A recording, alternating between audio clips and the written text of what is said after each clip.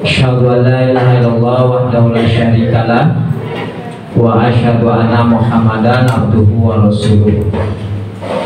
Allahumma sholli wa sallim ala sayyidina Muhammad wa ala alihi wa sahbihi ajmain, amma ba'du. Pada siang hari ini, setelah mencermati persiapan ya AN, yaitu asesmen nasional, dari mulai pendataan, kemudian muncul peserta, kemudian juga simulasi ya di lapangan kemarin sudah, baik MTS maupun SMP.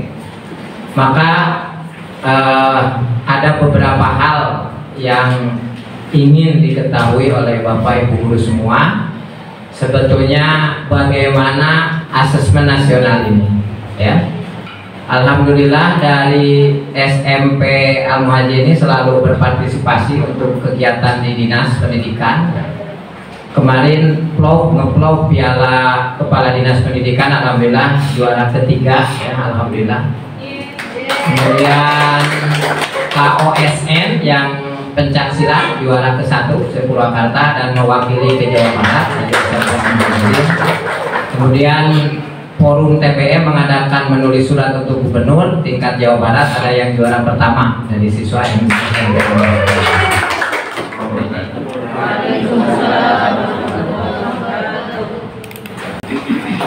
Samudra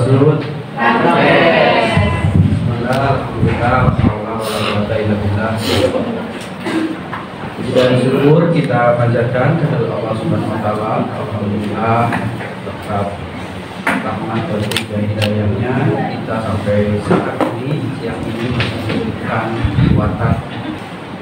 Bapak Ibu sekalian, asesmen nasional ini saya yakin karena ini rata-rata relatif usianya lebih muda dan anak-anak muda itu literasinya tinggi, minimal literasinya status lah, status WA, status IG, status Facebook minimalnya itu kan. Siapa sih anak muda sekarang yang tidak pernah bikin status di sosmed? Gak ada kan? Jadi selesai urusan literasi. Tinggal itu tingkatkan aja literasinya sekarang ke literasi pengetahuan yang berhubungan dengan tugas utama kita sebagai tenaga pendidik, tugas kita sebagai guru. Jadi asesmen nasional ini bukan barang baru ya. Saya katakan bukan barang baru itu karena saya yakin di sini Bapak Ibu sudah pernah dengar di TV, di radio dan sebagainya. Bahkan ada yang sudah memperdalam, mengkaji, mendalami apa sih dalamannya dan sebagainya. Jadi nanti kita bisa diskusi saja. Nah, dalam teori pembelajaran, evaluasi itu menjadi sebuah keniscayaan. Dan itu harus, makanya kalau proses pembelajaran tidak ada evaluasi, dia sudah melanggar dari kaidah pedagogi. Nah, jadi asesmen itu, evaluasi pembelajaran itu, penilaian pembelajaran itu adalah sebuah keniscayaan. Artinya tidak boleh ditinggalkan.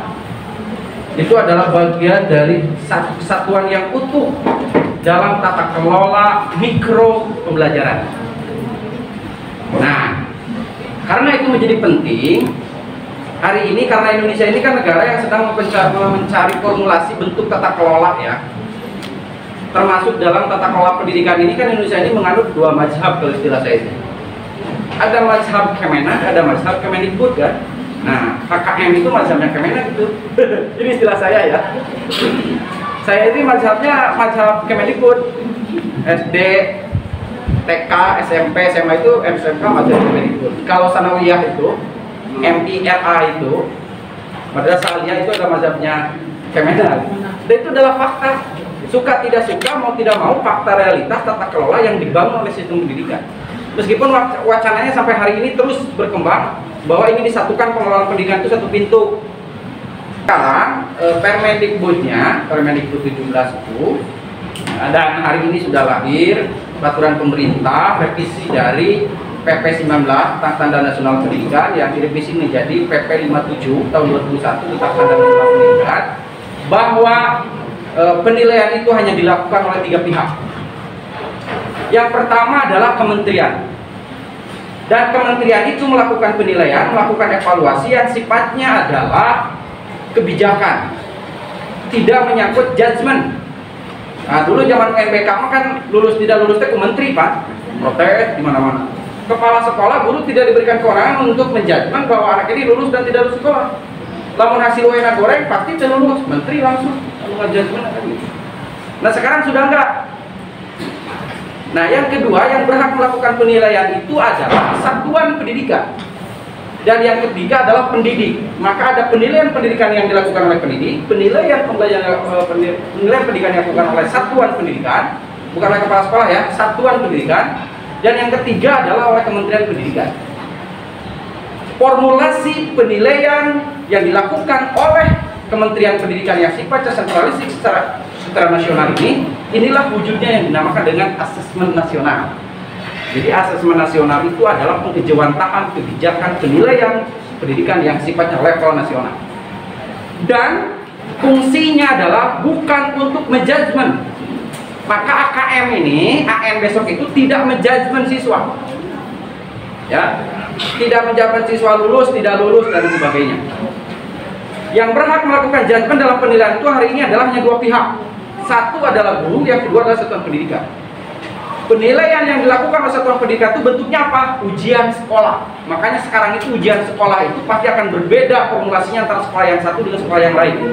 Dan itulah yang dimaksud dengan implementasi kebijakan Merdeka Belajar. Saya berangkat dari situ dulu ya, belum ke materi teknik ini. Jadi dari konsep dasarnya dulu ya, paham. Jadi ujian sekolah itu adalah bentuk penilaian yang wajib dilakukan oleh satuan pendidikan, dan satuan pendidikan dalam melakukan kegiatannya wajib membentuk panitia. Disitulah disepakati instrumen seperti apa, formulasinya bagaimana, gitu ya, scoringnya adalah bagaimana dan sebagainya. Termasuk nanti judgement. Yang ketiga, penilaian dilakukan oleh pendidik. Apa? Nah, ini menyangkut judgement. Judgementnya di nilai rapor.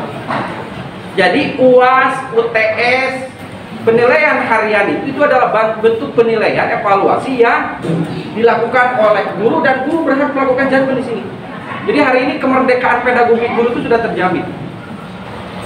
Jadi untuk menyatakan lulus dan tidak lulus itu adalah guru menyampaikan informasi kepada satuan pendidikan, dan satuan pendidikan merumuskan, membuat sidang pleno itu keputusan bahwa layak dan tidak layak. Nah, asesmen nasional ini adalah bentuk evaluasi yang fungsinya adalah untuk membuat baseline data pemetaan mutu pendidikan secara nasional.